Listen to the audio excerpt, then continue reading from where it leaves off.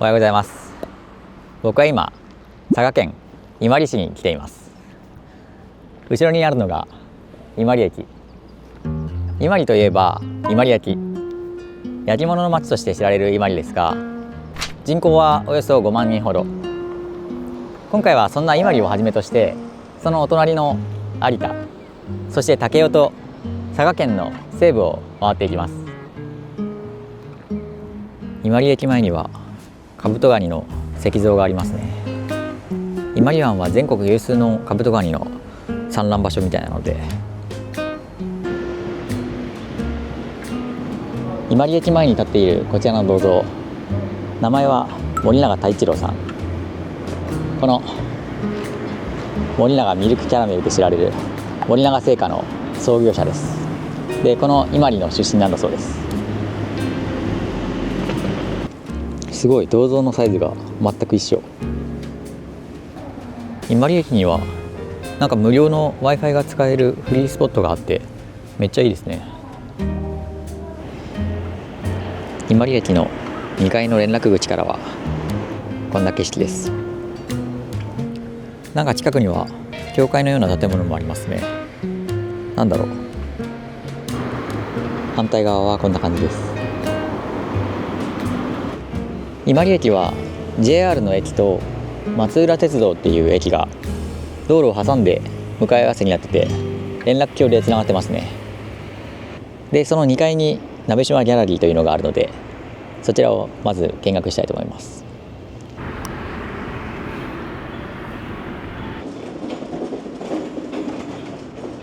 入館は無料ですね。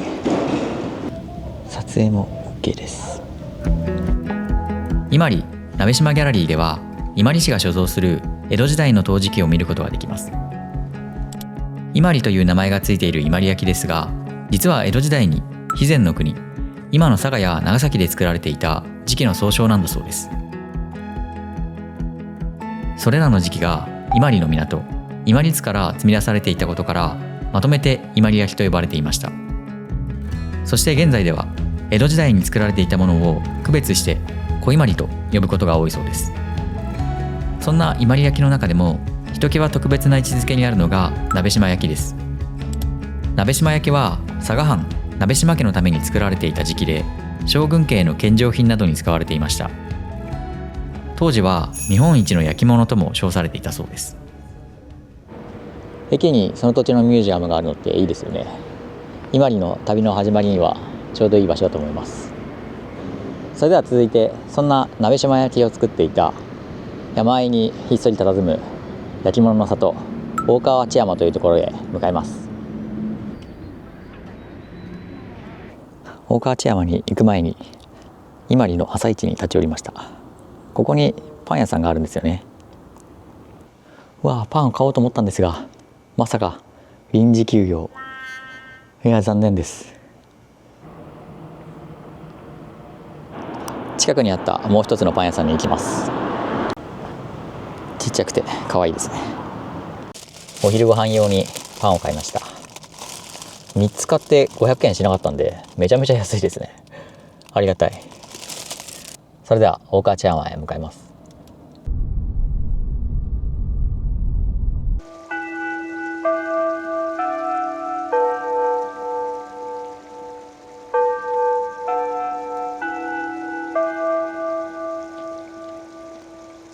伊万里駅から車で20分ぐらいの場所にある大川内山というところにやってきました。ここで作られているのが鍋島焼。江戸時代に将軍などに献上されていた最高峰の磁器です。その技術が外に漏れないように、この場所には実際に関所が設けられていました。明治時代になるまでこの里の存在はほとんど知られていなかったそうで、そのため大川内山は秘湯の里と呼ばれていたそうです。今でもこの場所に窯元が残っていて、当時の最高峰の技術が受け継がれているそうです。関所のモニュメントの近くには橋があります。その橋を渡った先にあるのが、焼き物の風鈴が飾られた目落としの塔。目落としというのは焼き物を叩いて音で状態を確かめる技術なんだそうです。橋を渡るとセンサーが反応して風鈴が鳴るそうです。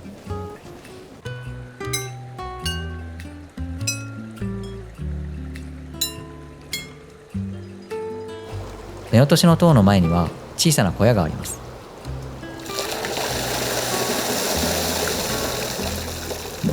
中にあるのは獅子おどしのような形をした装置。これは唐臼と呼ばれています。江戸時代の大河内山ではこうした唐臼小屋が立ち並び、川の水力で水車を回しながら陶石を砕いていました。この山あいにある感じ、めちゃくちゃいいですよね。今現在地のところにいるんですが、たくさんの窯元が点在しているのが分かりますね。早速入っていきます。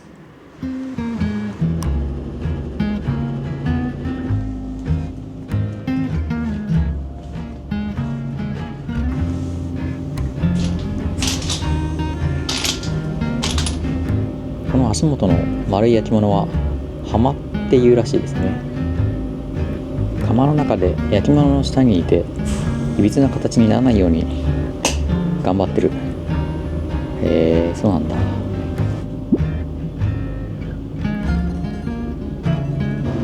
至る所に焼き物があって、それを見ていくのも楽しいですね。分岐点にやってきました。ここが大河内山のすごい綺麗な絶景スポットですね。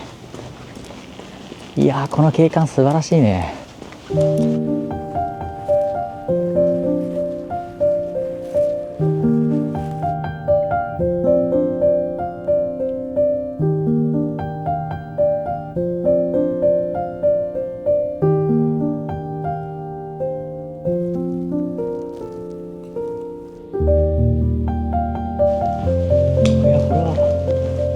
歩いてて楽しいな。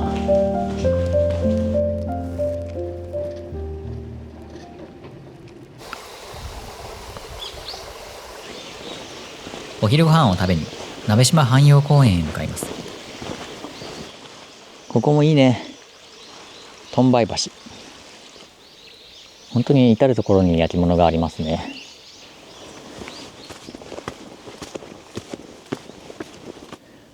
こういった案内標識まで焼き物出てきてます。いや、すごいね。本当に密集してるから、いやー、上から見るとなかなかに圧巻ですね。いやー、これはいい景色で、この山がね、ほんと山水画とか水墨画のような感じがしますね。そして到着しました。いいね。ここでお昼ご飯にしようと思います。パン屋さんで買ったパン、柚子胡椒バターパンときのことベーコンのパニーニ、あと具沢山カレーパン。これ3つで500円しないですからね。めっちゃ安いですよね。いただきます。美味しい。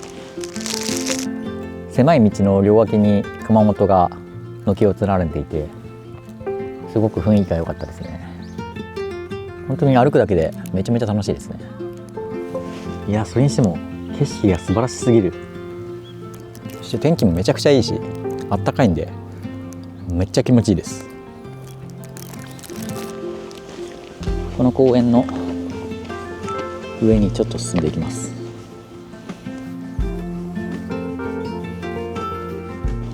頂上にやってきました。頂上には焼き物のモザイクタイルがあります。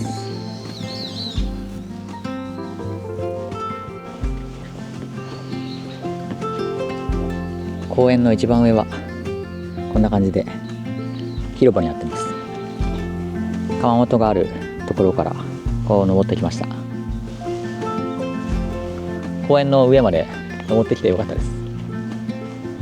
この後また窯元の方に戻って工房を見学できるところがあるので、そこに向かいます。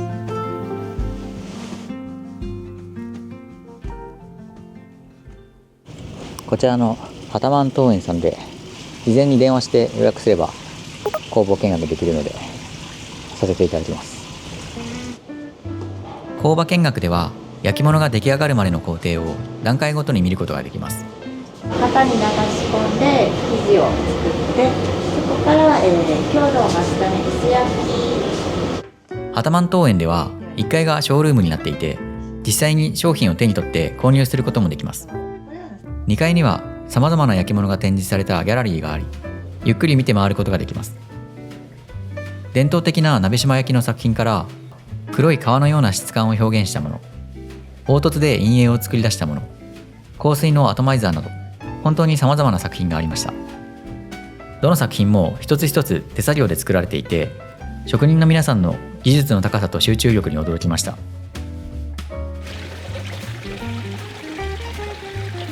続いて訪れたのは鍋島お庭焼き。江戸時代の鍋島御用窯から唯一直系で受け継いでいる窯元なんだそうです。中では当主の方が作品について一つ一つ話してくださいました。鍋島藩の家紋である行用の門の刻印を使えるのもここだけなんだそうです。この他にも大川内山には30ほどの窯元があって、伊万里焼の伝統や技法が今も受け継がれています。大川内山楽しんできました。いやー素晴らしいですね。本当にいろんな窯元を回ってたらあっという間に時間が過ぎました。これからまた町に戻っていきます。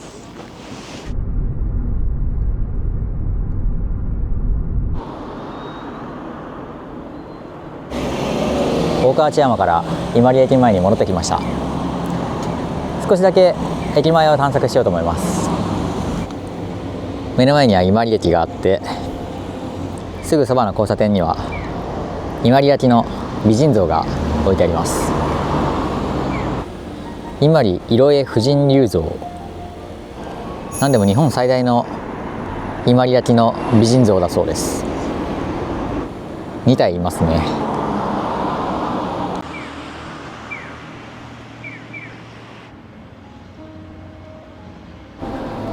この駅前の商店街はなんか BGM がかかってますね。この商店街にひな人形のお店がなんか3軒ぐらいありましたね。佐賀銀行の伊万里支店の壁面にはからくり時計がありますね。今は4時半、次は5時みたいなので30分後か。どんな感じに動くんだろう。あれが多分こう動くのかな、こっちに。あれはオランダの国旗だからオランダ船なのかな。伊万里港から積み出されたってことですかね。駅前の商店街をまっすぐ進むと伊万里川に架かる橋、相生橋にたどり着きました。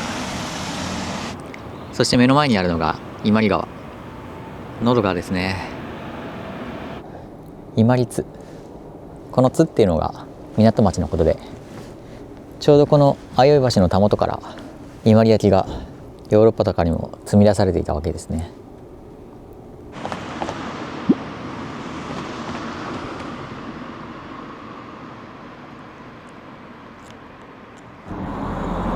本当に至る所に焼き物がありますね。いい感じに日が沈んできたので、夕日の綺麗なところに向かおうと思います。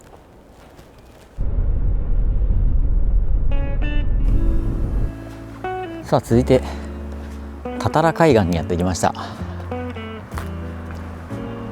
この目の前に広がるのが伊万里湾です。伊万里湾は何でも全国有数のカブトガニの生息繁殖地なんだそうです。ちょうど夕日が山に沈んで綺麗ですね。夏の時期になるとカブトガニがやってきて産卵する姿を近くで見られるそうです。まあカブトガニがいればここで見ることができると、そういうわけです。でこちらではそんな生きた化石カブトガニを無料で見ることができるそうなんですが、残念ながら4時で終わっちゃいました。間に合いませんでした。やってたらここで見られるよというわけですね。模型が展示してあります。でかっ。実際こんなでかいのかな。こんなでかいの見たらビビりますね、さすがに。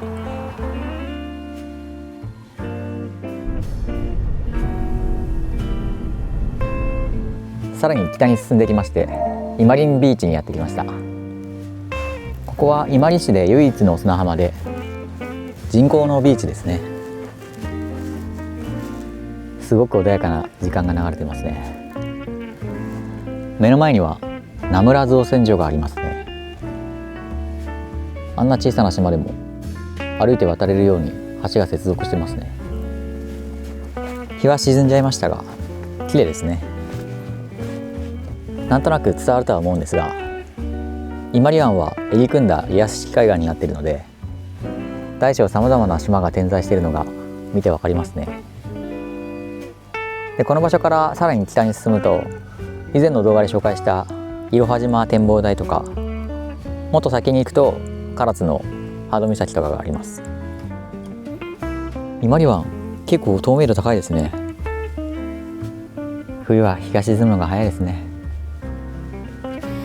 日も沈んで夜になってきたので、夕飯を食べに行こうと思います。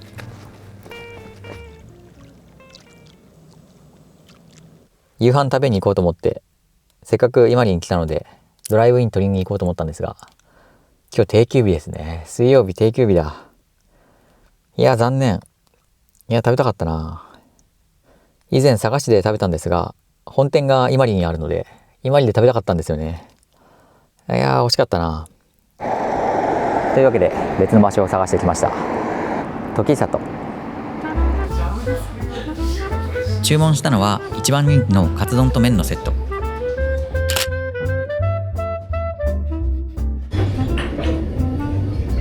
カツは柔らかくて味付けもちょうどいい濃さ。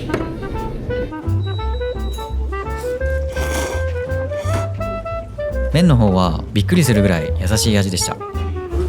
正直麺だけだと少し物足りないかもしれませんが、味のしっかりしたカツ丼と一緒に食べるとバランスが良かったです。そして伊万里焼きの器で食べるっていうのもやっぱり気分がいいですね。紙ナプキン入れも焼き物、割り箸入れも焼き物。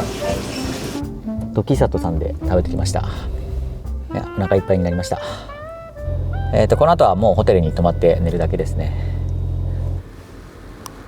本日泊まるホテルはこんな感じです。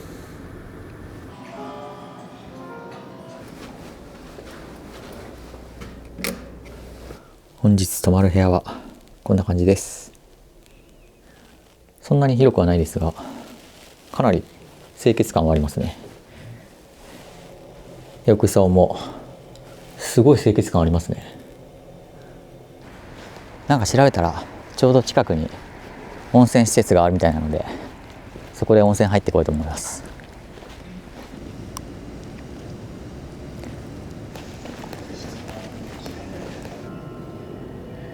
すごいめっちゃ広いね。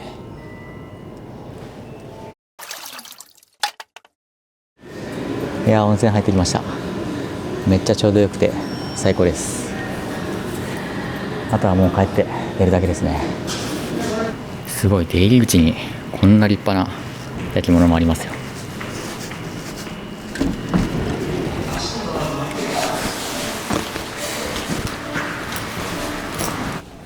9時半に終わっちゃうのがちょっと早いんですが、その分夜が長いって感じで健康的でいいと思います。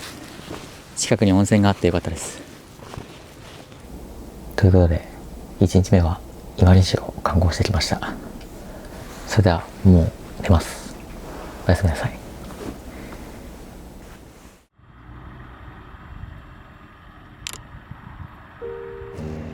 おはようございます。いや昨日泊まったホテル、あそこなんですが、そこに見えるんですが、めっちゃ良かったですね。